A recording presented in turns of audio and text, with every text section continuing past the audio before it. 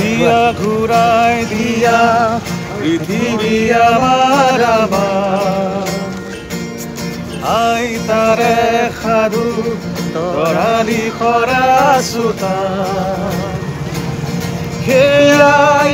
লাগে আমাৰ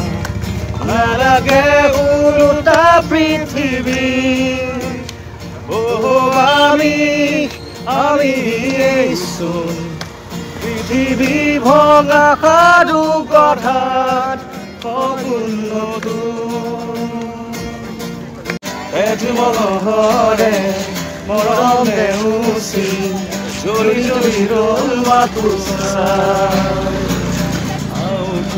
ঝুলমুল সন্মুখতে এবেকা সকলো দুগানতে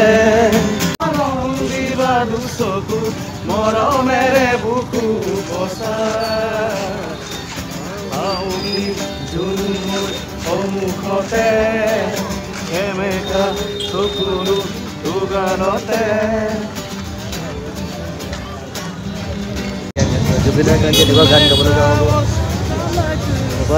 এতিয়াও কিবা সপোন সপোনে লাগিল এতিয়াও আশা এটা আছে যেন মনত এটা মিছা আশা এটা আছে ন যেন জুবিন আকৌ উভতি আহিব হয়নে ডেফিনেটলি কাৰণ আমি বিশ্বাসেই হোৱা নাই যে জুবিন দা আমাৰ পৰা আঁতৰি গ'ল আঁতৰি যদি তেখেতও নাযায় আমাৰ মনত মনে প্ৰাণে সকলোতে থাকিব তেখেতে কিন্তু মানে কি আৰু সেই আৰু মানে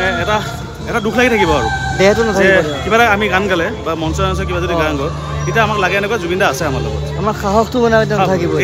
এইবিলাক যোনবিলাক সাহস আছিলে মানে এইবিলাক আমাকে দিছিল ন চব তেখেতে যিখিনি কৰি গৈছে সেইখিনিতো আমাৰ কাৰণে গান বুলি ক'লে প্ৰথম জুবিন দাৰ মনে গান বুলি ক'লে আৰু আপোনাৰ ষ্টাৰ্টিঙৰ পৰা তেখেত পিতৃৰ নিচিনা আমাৰ ন গোটেইখিনি